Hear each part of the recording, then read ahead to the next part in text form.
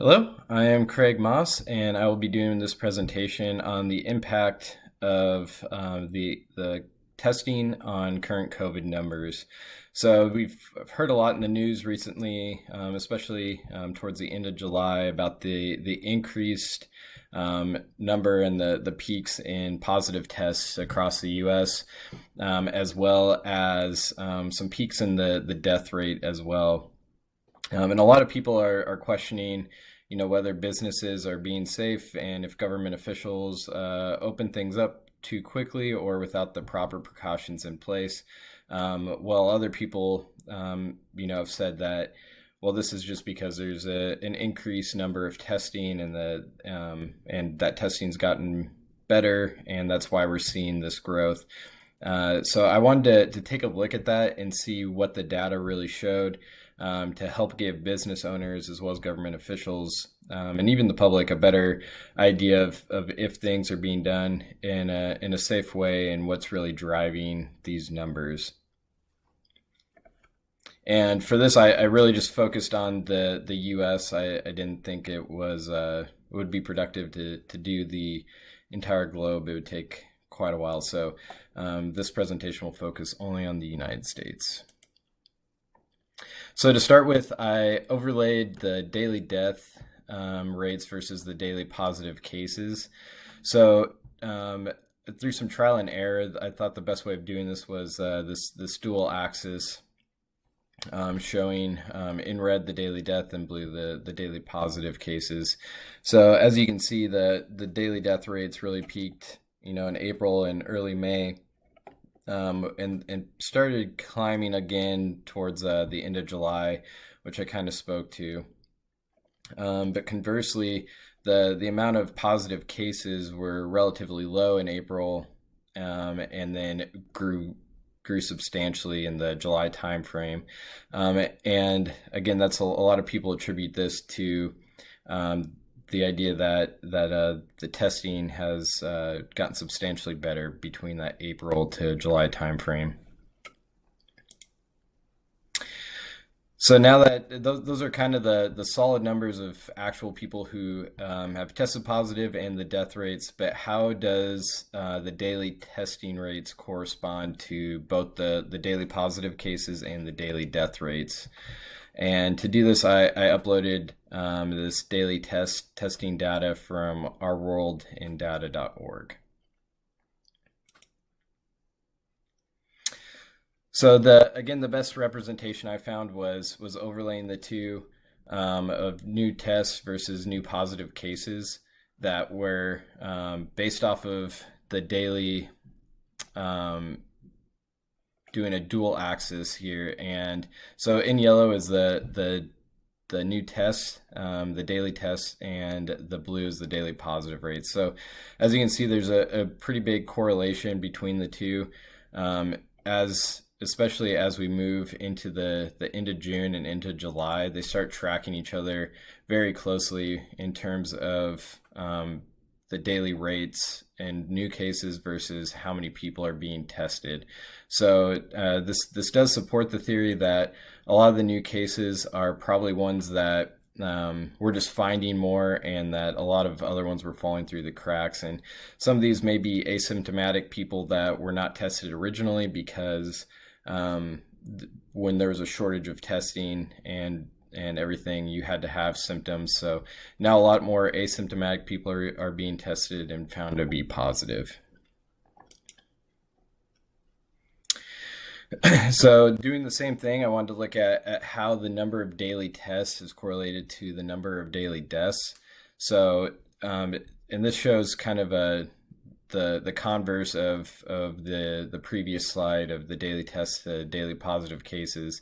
With the increased testing, outside of this outlier, the daily death rate has gone down in comparison to the number of daily new tests, which is it's good news. Again, though, the rise in the deaths is still concerning, but the idea that we're testing more people are being test positive, and the death rate overall is going down is positive news. So the other side of this equation that has been brought up is not just that it's the number of new daily tests, but also it's the age groups that are testing positive, with the idea that a lot of people have said that the vast number of these are young people that are low risk, that are testing positive, so that there's and they're using that as a cause to not be alarmed by this rise in numbers. So I wanted to take a look at that also and look at those demographics. And to do that, I uploaded this data from data.gov, which broke down the daily positive cases per day by age groups. So as you can see from this slide, it can be a little busy, but you can uncheck and check the ones that you'd like to see how each specific age group is tracking. And so to note here, in July, where we saw the highest rise, almost the vast majority of those cases were from this 40 and younger age group, which is lower risk, and is good news. That might cause some concern about that this younger age group is going and doing riskier activities and that sort of thing. The good thing though is that the older age groups, there's a couple spikes here and there, but for a vast majority, they've stayed relatively constant from the beginning. So that would indicate that a lot of the people who are higher risk are actually not contracting the disease at the increased rate that the younger age groups that are lower risk are. And to just make this a little less busy and to show that increase a little more clearly, I made this box and whisker chart by age group, and you can see here that the highest risk groups are actually in the lower amounts across the board throughout the whole time series. So from the start till in the beginning of August, we're really seeing the spikes coming from really 50 and under, but the vast majority of the 40 and under age groups.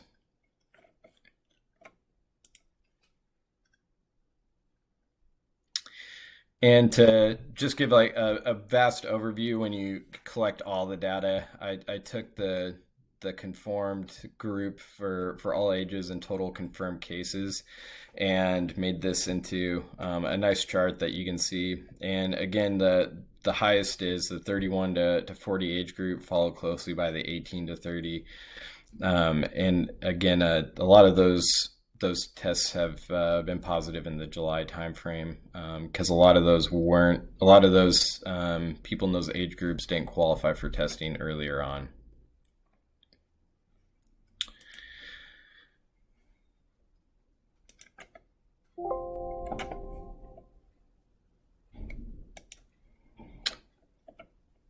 So to sum it up, I made this dashboard that's interactive and can be used to see all this data at once on one screen. And really there's a lot, you can put drop down menus so you can look at cumulative versus new cases, or daily versus cumulative, as well as the different age groups that I had talked about. And really the two questions I sought out to answer is the increased confirmed cases in July due to the increase in testing. And well, it's really hard to prove that that's the only reason. I think the data shows pretty clearly that there is a big correlation between the increase in testing and the amount of positive tests. Obviously, there's a lot of other things that go into that, whether people are traveling more, whether people are going out to bars and restaurants, and that sort of thing. But again, there is evidence to show from this data that an increase in testing has also given rise to an increase in positive cases. And the other question I had was whether the increase in testing and the increase in daily positive cases should give rise to the number of deaths, and whether or not reopening and businesses going about their business as usual is done in a smart way. So this one's a little harder to answer, but by breaking it down by the age groups and seeing that really the vast majority of the new positive cases are in that younger age group, it shows that though we are having a lot more positive cases, it may not necessarily be as bad as those numbers would have looked back in the April or May timeframe, when most of those tests were only done on people who were high risk or exhibiting symptoms. So a lot of these are younger people that are asymptomatic and are just able to get testing done more easily.